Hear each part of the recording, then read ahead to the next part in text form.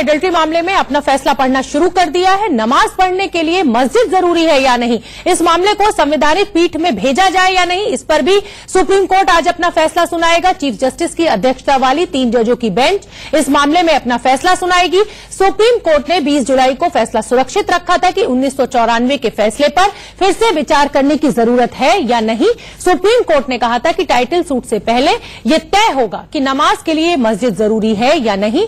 1994 में 5 जजों की खंडपीठ ने कहा था कि मस्जिद में नमाज पढ़ना इस्लाम का इंटीग्रल पार्ट नहीं है। तो जरूरी फैसला आज आने जा रहा है अयोध्या मामले में। नमाज और मस्जिद के ऊपर यह सुप्रीम फैसला आएगा। जब इस मुद्दे पर फैसला आ जाएगा उसके बाद ही टाइटल सूट की सुनवाई शुरू हो पाएगी। तो नमाज के लिए मस्जिद जरूरी है या नहीं, यही है हमारी पहली बहस का मुद्दा। एक बड़ा पैनल मेरे साथ जुड़ा हुआ है। नवीन कुमार जी बीजेपी के स्पोक्स पर्सन है, वो मेरे साथ स्टूडियो में मौजूद हैं।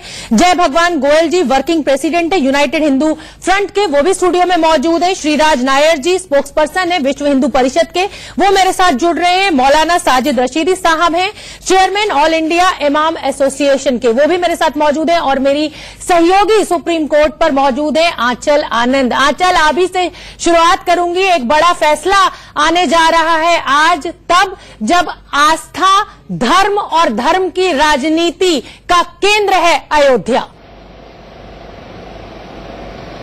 बिल्कुल शोभना, आज से 1994 में ये फैसला आया था जिसकी गूंज आज तक सुनाई दे रही है और इसका पूरा इम्पैक्ट और लबोलबाब ये रहेगा जब आज 2 बजे के बाद ये फैसला आएगा। मुझे लगता है 2:15 बजे तक क्लैरिटी आ जाएगी क्या फैसला है। ऐसे में अयोध्या में जो टाइटल सूट है, जो ओनरशिप का विवाद है हिंदू और मुस्लिम पक्ष के बीच में, वो कितनी जल्दी निपटेगा, फैसला क्या होगा ये बात की बात है, वो कितनी जल्दी निपटेगा इसका दारोमदार और ये डिसाइड हो जाएगा आज 2-2:15 बजे। क्योंकि सबसे पहले तो ये डिसाइड होगा कि जो 1994 का इस्माइल फारूकी जजमेंट है उसे लार्जर बेंच के पास भेजा जाए या ना भेजा जाए। अगर उसे लार्जर बेंच के पास भेजा जा रहा है और कोर्ट ये मान लेता है कि इसका इम्पैक्ट अयोध्या के मेन टाइटल डिस्प्यूट पे है, तो क्या कोर्ट ये क्लैरिफाई करेगा कि देखिए जब तक इस्माइल फारूकी का फैसला नहीं आता है तब तक पूरा मामला ही टाइटल सूट का सुना जाएगा या नहीं सुना जाएगा। इसका एक पक्ष और एक पहलू ये भी हो सकता है कि लगातार मुस्लिम पक्ष की तरफ से ये कोर्ट के अंदर दलीलें दी गई कि भले ही ये टाइटल सूट हो, ये 3 जजों की बेंच नहीं बल्कि संविधान पीठ को इस मामले को सुनना चाहिए। तो क्या दोनों ही मामले, इस्माइल फारूकी और टाइटल सूट, दोनों ही मामले ये कॉन्स्टिट्यूशन बेंच को रेफर कर दिए जाएंगे और वो उसके बाद आगे के डिसीजन लेगा। तो ये जो पेच है, ये जो बॉटलनेक्स हैं, वो किस हद तक रिमूव किए जाते हैं और किस हद तक इस मामले की सुनवाई हो पाती है। और हरीश साल्वे लगातार, बिल्कुल आंचल, हरीश साल्वे लगातार कहते रहे कि ये जमीन से जुड़ा विवाद है, संवैधानिक पीठ की इसमें जरूरत नहीं है। तो आज देखना होगा कि सुप्रीम कोर्ट क्या फैसला सुनाता है। मौलाना साहब, आपका रुख करना चाहूंगी, क्या उम्मीद है आज आपको सुप्रीम कोर्ट से? हम हिंदुस्तान की अदलिया पर, अपने सुप्रीम कोर्ट पर पूरा भरोसा है कि हमारे मान सम्मान और इस्लाम धर्म के तमाम उसूलों को सामने रखते हुए हमारे ही हक में फैसला आएगा।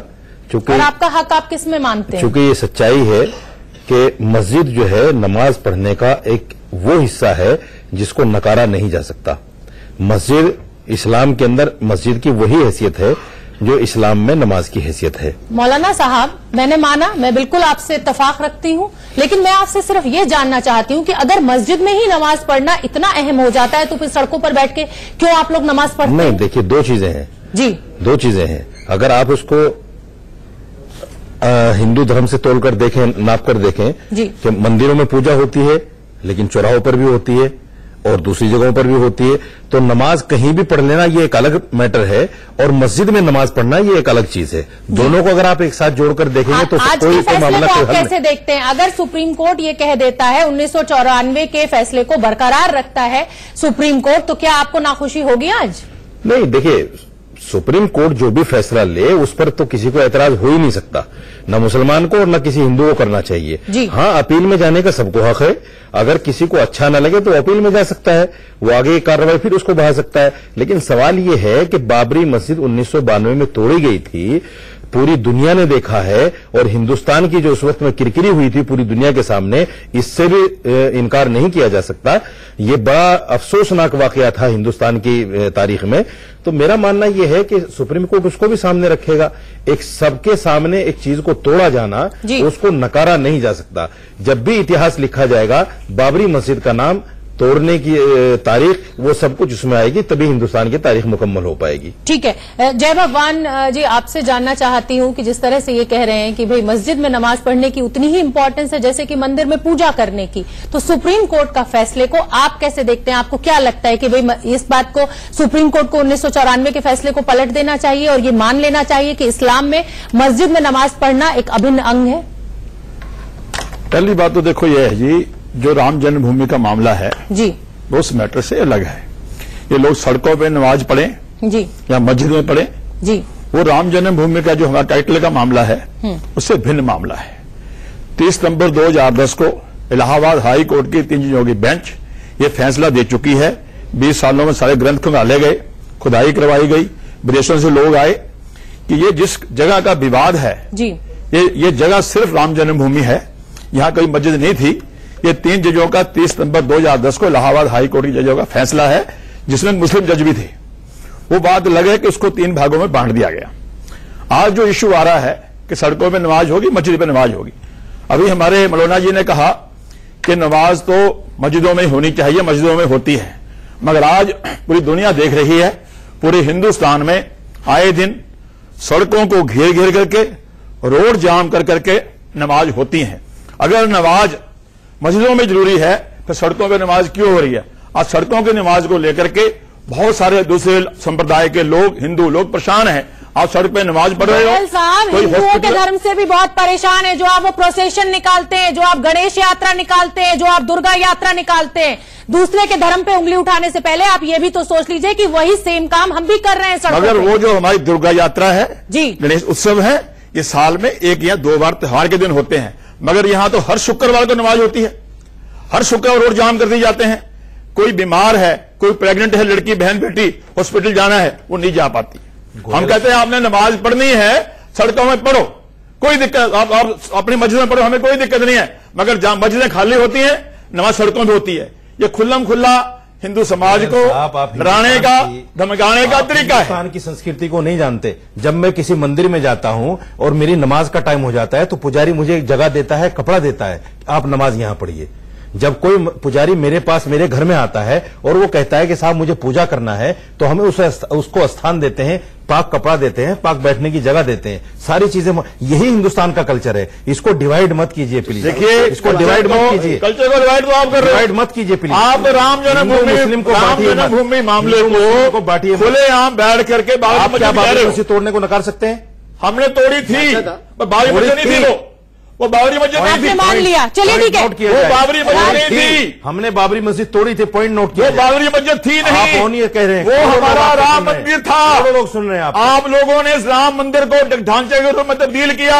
कोई तारीख हिंदुस्तान की सबसे बड़ी कोर्ट सुप्रीम कोर्ट भी ये तय नहीं कर पाई आज तक मंदिर मस्जिद है। आप कैसे मौलाना कह सकते बाबरी मस्जिद थी? वो मस्जिद कब बनी थी आपको पता है? 1928 में बनाई गई थी। बाबर ने हमारे मंदिर को तोड़ ढांचा बना दिया। उस वक्त हिंदू नहीं थे। और ठीक है, ये जो बहस है ये लड़ाई में बदल गई और इस चर्चा पर वापस लौटेंगे। एक छोटा सा ब्रेक हमें लेना है, रुक रहे एक छोटे से ब्रेक के लिए, सिर्फ 30 सेकंड का ब्रेक। इस्लाम में मस्जिद में नमाज पढ़ना अभिन्न अंग नहीं है। हमारे साथ मौलाना साजिद अशीरी साहब मौजूद है, श्रीराज नायर जी स्पोक्सपर्सन बीएचपी के, जय भगवान गोयल वर्किंग प्रेसिडेंट है यूनाइटेड हिंदू फ्रंट के, और नवीन कुमार जी बीजेपी के नेता हैं। विश्व हिंदू परिषद के स्पोक्सपर्सन श्रीराज नायर साहब को चर्चा में शामिल करना चाहूंगी। नायर साहब, क्या लगता है कि जिस तरीके से जितना न्यूसेंस वैल्यू नमाज पढ़ के सड़कों पर होती है, उतना ही हिंदू धर्म की ये प्रोसेशन यात्राएं भी निकलती हैं। सुप्रीम कोर्ट से आज आपकी क्या उम्मीद है?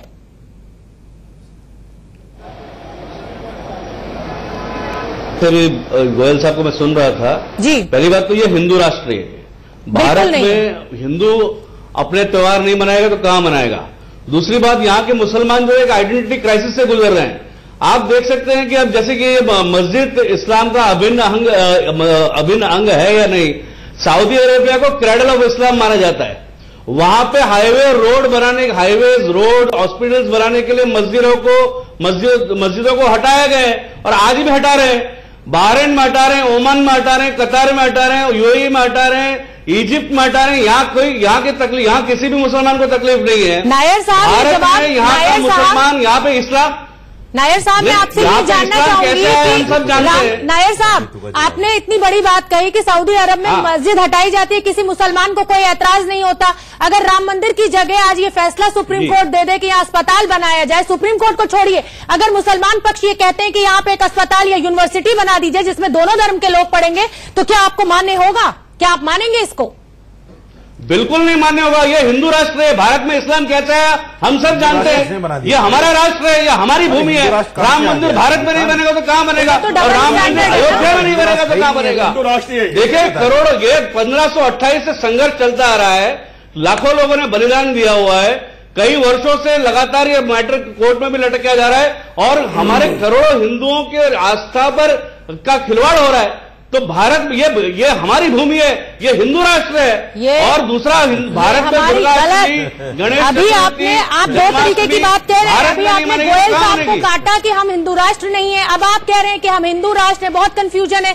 मैं आपको रोकना चाहूंगी, हमारी सहयोगी आंचल जी कुछ कहना चाह रही है। नवीन जी, आप हमारी गलत, अभी आप दो तरीके की बात कह रहे हैं। अभी आपने गोयल साहब को काटा कि हम हिंदू राष्ट्र नहीं है, अब आप कह रहे हैं कि हम हिंदू राष्ट्र है। बहुत कंफ्यूजन है। मैं आपको रोकना चाहूंगी, हमारी सहयोगी आंचल जी कुछ कहना चाह रही है। नवीन जी, आपको भी चर्चा में शरीक करूंगी। जी आंचल, बताइए। देखिए, एक बार नहीं, बार बार हर सुनवाई में मुस्लिम पक्ष की तरफ से पेश हुए राजीव धवन ने जो दलील रखी और यहाँ पे जो तमाम पैनलिस्ट कह रहे हैं उनका भी मानना है। देखिए, एक होता है राइट टू एमिनेंट डोमेन, ये कानून के छात्रों को पढ़ाया जाता है। इसका मतलब ये है कि सरकारों के पास हक होता है कि वो देश की प्रोग्रेस के लिए, उन्नति के लिए कहीं पर भी लैंड एक्वायर कर सकते हैं। आप अगर 1 एकड़ लैंड ले रहे हैं तो उसमें टेम्पल्स भी हो सकते हैं, उसमें मॉस्क भी हो सकती है, आपने एक्वायर कर लिया। जो मुस्लिम पक्ष का कहना है, उनका कहना ये है कि 1994 की इस्माइल फारूकी जजमेंट है, उसमें कोर्ट के सामने ये मुद्दा था ही नहीं कि मुस्लिम के लिए मॉस्क की, मस्जिद की क्या अहमियत है, नंबर 1। नंबर 2, उन्होंने एक रिमार्क ऐसा पास किया, टिप्पणी की, जिसमें उन्होंने ये कहा कि कंपैरेटिव सिग्निफिकेंस, यानी कि एक तरह से देखा जाए तो उन्होंने मस्जिद की तुलना मंदिर से कर दी और कहा, दोनों की तुलना करते हुए कहा कि देखिए, मस्जिद की जरूरत असेंशियल पार्ट नहीं है इस्लाम का, इंटेग्रल पार्ट नहीं है और मुसलमान कहीं पर भी जाकर नमाज पढ़ सकता है। अब एक फैसले के अंदर ये टिप्पणी करनी एक बात है, लेकिन इस टिप्पणी का असर मुस्लिम पक्ष का कहना है कि जब टाइटल सूट का निपटारा 2010 में हुआ तो इस वक्त के मौजूदा कानून मंत्री रविशंकर प्रसाद ने एक बार नहीं, बार बार हवाला दिया, बल्कि जस्टिस शर्मा जो थे 2010 में अपना जजमेंट लिखते हुए उन्होंने ये फाइंडिंग्स रिकॉर्ड की। तो उनका कहना ये है कि जो आधार था फैसले का वो इस जजमेंट की ये टिप्पणियां थी। इसीलिए यहाँ पर बड़ा सवाल है कि उसको बड़े बेंच को रेफर किया जाए या नहीं किया जाए। और जो बार बार अगर हमारे पैनलिस्ट ये मान रहे हैं और जनरल धारणा भी ये है, एक्विजिशन सरकार की तरफ से अलग मुद्दा है, लेकिन दोनों धर्मों को कंपेयर करना और उसके बाद कहना कि अरे आपके धर्म के लिए इम्पोर्टेंट है, आपके धर्म के लिए इम्पोर्टेंट नहीं है, इसलिए हम ये कर सकते हैं, वो अलग मुद्दा है। शोभना, आंचल, लेकिन एक बात ये भी इसमें बहुत जोर शोर से उठी कि 1994 के फैसले पर जब आपने दोबारा विचार के लिए किया तो इतने साल क्यों लगा दिए? अगर ये ऐतराज था तो उसी समय 2, 4, 5 सालों में आप क्यों नहीं आए? चलिए, इस बात पर भी हम आपसे जवाब लेंगे। नवीन जी को चर्चा में शामिल करना चाहूंगी। नवीन जी, ये चर्चा बहुत गर्म हो गई है, आप उनको भी सुन रहे हैं, आप उनको भी सुन रहे हैं, ये तो आप मानेंगे कि हम हिंदू राष्ट्र नहीं है? देखिए, सबसे महत्वपूर्ण बात ये हिंदू राष्ट्र है, 3 बातें हुई हैं अभी तक जी। पहली बात तो ये कि जो विवादित ढांचा जिसकी बात कर रहे हैं गिरने की, वो बाबर जो है क्रूरता आक्रांता का परिचायक था, वो पैगंबर नहीं था। भगवान श्री राम सभी हिंदुओं के पूजनीय हैं, भगवान है, लोग उनको पूजते हैं, पैगंबर है जी। तो आप क्या चाहते हैं? आप चाहते हैं कि इस देश के अंदर एक आक्रांता के लिए हम जो है लड़ेंगे, उसके लिए बनाएंगे? हम बना रहे हैं इस समय जो राम मंदिर है वो आस्था का विषय है और इस देश के नहीं बल्कि पूरे विश्व के हिंदू चाहते हैं भगवान राम का मंदिर जहां उनकी जन्मस्थली है अयोध्या में वहां बनना चाहिए, वहीं बनना चाहिए। और वहां नहीं बनेगा तो कहां बनेगा? एक मिनट, पहले नायर साहब की बात का जवाब दे दूं, फिर नवीन जी आपकी बात का जवाब दूंगी। नायर साहब, आप बहुत जोर जोर से माइक लगाकर चिल्लाकर ये बोल रहे हैं कि हम हिंदू राष्ट्र हैं। जी नहीं सर, संविधान की इज्जत कीजिए, रेस्पेक्ट कीजिए, हम हिंदू राष्ट्र नहीं है। नवीन जी, दूसरा आप बाबर को मेंशन कर रहे हैं 300-3000 साल पहले, 3500 साल पहले। क्या हो गया? क्या उसके लिए आज हम अपने समाज को बांटेंगे? आज हम अपनी शांति, भगवान श्री राम का जन्म हुआ उसको छोड़ देंगे? आप क्या बात करेंगे? भगवान श्री राम का जन्म आज लड़ाई करेंगे? आप ये चाहते हैं कि इस मुद्दे के ऊपर हम दोनों समुदाय आमने सामने आ जाए, जो हम एक दूसरे के त्योहार मिलजुल के मनाते हैं, हंसी खुशी रहते हैं, इस मुद्दे पे लड़ाई आपने मेरे से, मैं बहुत देर बाद चर्चा में आया हूँ जी, मेरे से पहले बहुत सारी बातें हुई। आपने कहा कि हम अगर हिंदू लोग त्योहार सड़कों पर मनाते हैं तो क्यों मनाते हैं? मैं अगर मुस्लिम समाज के लोग क्यों मनाते हैं, मैंने कहा, मैं उसका जवाब देता हूँ। अगर जब मुस्लिम समाज के लोगों का ताजिया निकलता है, कुछ निकलता है, किसी हिंदू समाज के लोगों को कोई आपत्ति नहीं है, उन्हें भी कोई आपत्ति फिर नहीं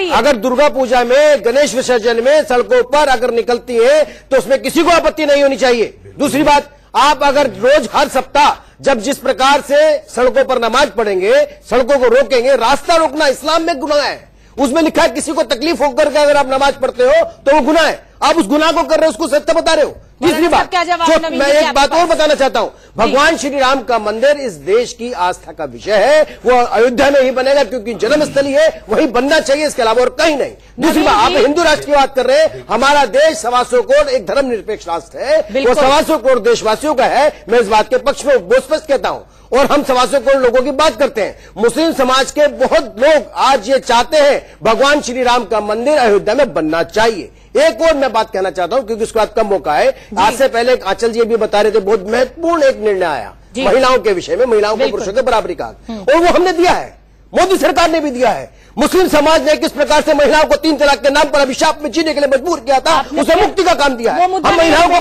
मैं वो बता रहा हूँ, महिलाओं को लगातार बराबरी का दर्जा देने का काम मोदी सरकार कर रही है, करती रही, भड़का नहीं रहा। मैं उस जो निर्णय आया सुप्रीम कोर्ट का, उसका भी सम्मान करता हूं। और मोदी सरकार का ऐड मत कीजिए, उसके लिए अलग नहीं कर रहा हूं, हमने तो किया, दूसरी सरकारों ने नहीं करेंगे। मौलाना साहब जवाब दीजिए। नवीन जी ने जो मुद्दा आपका उठाया था कि इस्लाम में ये लिखा हुआ है कि लोगों को परेशान नहीं करना चाहिए, इसलिए नमाज आपको सड़कों पर नहीं पढ़नी चाहिए। देखिए, एक चीज तो मैं आपको बता दूं जी, किसी मुसलमान को दुर्गा पूजा पर, गणेश विसर्जन पर या किसी तरह कावड़ यात्रा पर कोई एतराज नहीं है जी। बल्कि आपने देखा होगा कावड़ यात्रियों का किस तरह से स्वागत मुसलमानों की तरफ से किया जाता है। ये हिंदुस्तान का एक कल्चर है, तहजीब है, सभ्यता है, और ये होना भी चाहिए। बिल्कुल, अमरनाथ की यात्रा में जितने भी लोग होते हैं वो सब आसपास के मुसलमान मदद करते हैं। दूसरे ऐसे ही सुनिए, नवीन जी सुनिए, मतलब वो अच्छा नवीन जी सुन लीजिए, कम्युनिटी वो आपने हिंदू समाज को निकाल करके बाहर, नवीन जी एक मिनट, कांग्रेस ने यही तो किया, नवीन जी कश्मीरी हिंदुओं को निकाल करके बाहर। कांग्रेस की बात ही नहीं हो रही, सुन लीजिए ना। ऐसे ही जब मुहर्रम के ताजिए निकलते हैं, मेरे हिंदू भाई बढ़ चढ़कर उसमें हिस्सा लेते हैं, उनको पानी पिलाते हैं, उनकी देखरेख करते हैं, मुझे बड़ी खुशी होती है और ये होना चाहिए। देखो, किसी की पूजा पद्धति कोई भी हो, लेकिन आपस की सद्भावना, प्यार मोहब्बत हमारा खत्म नहीं होना चाहिए। चलिए, मुझे अच्छा जुमे लग की रहा है, नमाज पर, मुझे अच्छा लग रहा है रशीदी साहब ये सुन के। जुमे की नमाज पर, जुमे की नमाज जो है, कहीं कहीं ऐसा होता है कि मस्जिद छोटी पड़ जाती है, आदमी ज्यादा हो जाते हैं, नमाज मस्जिद में होती है, बाहर लोग आ जाते हैं। तो वो था ना कि क्या वो गुनाह है? नहीं, किसी को तकलीफ जमीन भाई, आपके मुंह से ये बात अच्छी नहीं लगती, आप सरकार में हैं कि मुसलमानों की नमाज पर एतराज करें, आपके मुंह से ये बात अच्छी नहीं लगती। आप सरकार में हैं, सरकार में रहने वाले लोगों के मुंह से ये बात अच्छी नहीं लगती कि मुसलमान क्या कर रहा है, सिख क्या कर रहा है, ईसाई क्या कर रहा है। क्या बात कर रहे हैं आपके नेता? आपने सब नहीं, सबका साथ सबका विकास, आप सबकी बात करते हैं तो फिर यहाँ हिंदू की बात, आप सबकी बात करते हैं तो हिंदू की बात क्यों? नफरत फैलाइए, फिर सबका साथ सबका विकास नहीं है, आप मुझे ये जवाब नफरत मत फैलाइए। नवीन जी एक मिनट, मौलाना साहब आप मुझे ये जवाब दे दीजिए कि आपके लिए मस्जिद ज्यादा जरूरी है या नमाज ज्यादा जरूरी है? देखिए, हमारे लिए नमाज भी जरूरी है, हमारे लिए मस्जिद भी जरूरी है। हम मस्जिद, अभी एतराज हो गया, अभी नवीन जी को एतराज है कि बाहर की नमाज पढ़ते हैं। कल अगर मस्जिदें नहीं होंगी तो नमाज कहाँ पढ़ेंगे? नवीन जी, मुझे हमारा आइडियल नहीं है, बाबर हमारा आइडियल नहीं है। 1000 बार कैसे मस्जिद के लिए लड़ रहा हूँ, मुझे सबका करना पड़ेगा। मौलाना साहब एक मिनट रुक जाइए। मौलाना साहब आपने कहा कि आपके लिए मस्जिद भी जरूरी है, आपके लिए नमाज भी जरूरी है। अगर आपके लिए दोनों ही चीजें, एक मिनट नवीन जी, अगर दोनों ही चीजें आपके लिए इतनी जरूरी है, तो जब दिन में 5 बार आप नमाज पढ़ते हैं तो आप 5 बार मस्जिद में क्यों नहीं जाते हैं? 5 बार मस्जिद में जाते हैं? कहाँ आप कैसी बातें कर रहे हैं? 5 बार मस्जिद में जाते हैं मौलाना साहब। मौलाना साहब ने ये कहा है, सुनिए, मोहम्मद साहब ने ये कहा है कि अगर कोई मुसलमान मस्जिद में नमाज ना पढ़े और घर में नमाज पढ़ ले तो मेरा मन करता है कि उसको घर को जला दूं, यानी मस्जिद में जाकर नमाज पढ़ो। ये किस तरीके की आक्रामकता है कि अगर कोई आपको नहीं मानता है तो घर जला दूं? मौलाना साहब कोई नहीं पढ़ता, कोई नहीं पढ़ता। मौलाना साहब आपको मैं ये बता दूं कि मैंने अलीगढ़ मुस्लिम यूनिवर्सिटी से तालीम हासिल की है और मैं ये जानती हूं कि हर मुसलमान 5 वक्त की नमाज जो पढ़ते हैं, वैसे तो सारे पढ़ते ही नहीं है 5 वक्त, लेकिन जो मुसलमान पढ़ते हैं वो 5 वक्त मस्जिद नहीं जाते, तो कहीं ना कहीं ये आपको समझना पड़ेगा। उनको जानना चाहिए, नहीं, में जाना जो चाहिए। कामकाजी लोग हैं, जो कामकाजी लोग हैं मौलाना साहब, वो मस्जिद नहीं जा सकते हैं दिन में 5 वक्त। ऐसा आप काम छोड़ के 5 वक्त नमाज पढ़ने चले जाएंगे? दो चीजें, आप 2 चीजों आपको एक चीज तय करनी पड़ेगी कि आपके लिए मस्जिद ज्यादा जरूरी है या आपके लिए नमाज ज्यादा जरूरी है। जी, मस्जिद में नमाज पढ़ना जरूरी है, ठीक है। लेकिन अगर मजबूरी में मैं मस्जिद नहीं जा सकता, मैं घर पे नमाज पढ़ता हूं या ऑफिस में नमाज पढ़ता हूं, ये बिल्कुल अलग मैटर है। तो इसका मतलब ये नहीं कह सकते इसका मतलब 1994 का जो फैसला है उसको आपको एग्री करना चाहिए कि इस्लाम में मस्जिद में नमाज पढ़ना अभिन्न अंग नहीं है। नहीं, ऐसा नहीं है। मस्जिद में ही नमाज पढ़ना चाहिए। मैंने बताया ना, मोहम्मद साहब का बहुत गुस्सा है। आज पूरे देश सड़कें जो घेर रहते हो शुक्रवार को आए थे ना। भाई साहब, ये मेरा और आपकी सभ्यता है, मेरे और आपका कल्चर है। मैं आपको मना नहीं करता, मुझे मना ना करो। हमें सड़कें भी चाहिए। आप मुझे मना ना करो, मैं आपको मना ना करूँ। मेरे बापू का मैं पहाड़गंज चलेगा यहाँ सर मैं पहाड़गंज में रहता हूँ।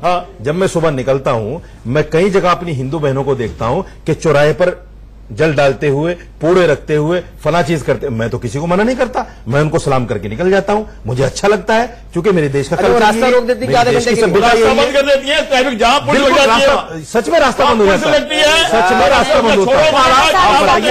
इस बात से मैं एग्री नहीं आप बताइए, चौक पर खाने की चीज डाल रही है, मेरा पैर भी उस पर पड़ेगा, लेकिन मैं बुरा नहीं मानता, चूंकि आपकी पूजा करती है। ठीक है, नायर साहब कुछ कहना चाहते हैं? जी नायर साहब बताइए। देखिए, ये दोहरा मापदंड है जी। सबसे पहले देखिए, आप हिंदू मंदिरों की तुलना आप इस्लामिक इबादतगाह से करेंगे तो ये बहुत ही गलत बात होगी। हिंदू मंदिरों की प्राण प्रतिष्ठा होती है, हमारे भगवान वहां स्वयं विस्थापित होते हैं, वहां पे स्थापित होते हैं। ये मौलाना कह रहे हैं कि केवल मस्जिदों में ही नमाज पढ़नी चाहिए, तो मॉल्स में प्रेयर रूम क्यों, एयरपोर्ट में प्रेयर रूम क्यों? आपने देखा सारे सड़कों पे, सारे रेलवे प्लेटफॉर्म पे, सभी जगह पर ये लोग नमाज अदा कर रहे हैं। तो ये जो है बिल्कुल, आप जब आपको दिक्कत क्या है? आप राष्ट्र कहते हो, पूरा का पूरा अरब वर्ल्ड जब वहां पे मस्जिदों को गिरा के रोड बनाता है, हिंदू परिषद के लोगों ने पीटा है, आपको शर्म आनी चाहिए। एक पहली बात यह है कि ये पूरा का पूरा मामला देवरियाम क्या हुआ, मंदिर किया, क्या हुआ,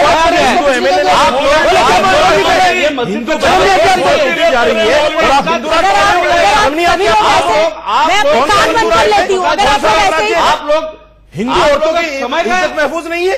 शर्म नहीं आती आप लोगों को हिंदू राष्ट्र कहते हुए?